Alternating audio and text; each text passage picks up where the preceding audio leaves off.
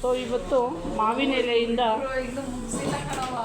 ಎಲೆಯಿಂದ ಒಂದು ಸುಂದರವಾದ ತೋರಣವನ್ನು ಮಾಡೋದನ್ನು ಹೇಳ್ಕೊಡ್ತಾ ಇದ್ದೀನಿ ನೋಡಿ. ಮೊದಲಿಗೆ ಒಂದು ಮಾವಿನ ಎಲೆಯನ್ನು ಹೀಗೆ ತೊಗೊಳ್ಳಿ, ಹಾಗೆ ಇದನ್ನು ಒಂದು ಕಡೆಯಿಂದ ಇಲ್ಲಿಂದ ಕಟ್ ಮಾಡ್ತಾ ಹೋಗಿ ಒಂದು ಕಡೆ ಹಾಗೆ ಎರಡೂ ಕಡೆಯೂ ಕಡ್ಡಿಯನ್ನು ಮಧ್ಯದಲ್ಲಿ ಬಿಟ್ಟು ಎರಡೂ ಕಡೆ ಕಟ್ ಮಾಡಿ, ಹೀಗೆ ಎರಡೂ ಕಡೆ ಕಟ್ ಮಾಡಿದಂತಹ ಮಾವಿನ ಎಲೆಯನ್ನು ಉಲ್ಟಾ ತಿರುಗಿಸ್ಕೊಂಡಿಟ್ಕೊಳ್ಳಿ.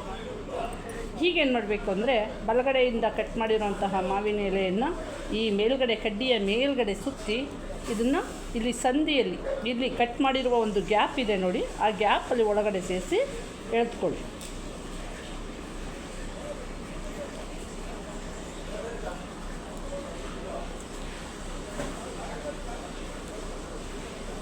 ಹೀಗೆ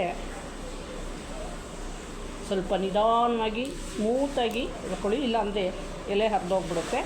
ಆನಂತರ ಈ ಎಡಗಡೆ ಇರುವಂತಹ ಎಲೆಯನ್ನು ಕೂಡ ಹಾಗೆ ಸಂದಿಯಲ್ಲಿ ಸೇರಿಸಿ ಈ ಕಡೆಯಿಂದ ಎಳ್ಕೊಳ್ಳಿ.